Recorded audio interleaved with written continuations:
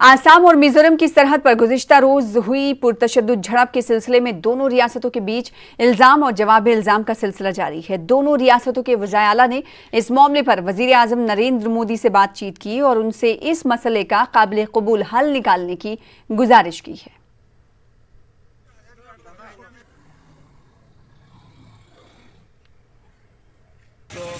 जब कोरोना का लॉकडाउन चल रहा है तब वो लोग पुलिसवाला पॉइंट में आया था पहले चेकिंग गेट लगाने के लिए, और उधर कुछ दिन रुका। उसका बाद 2 किलोमीटर इधर आके वहाँ पे नज़दीक 8-10 दिन से बैठा है। उसमें वो गेट का ऊपर लिखा हुआ है पुलिस चेक गेट।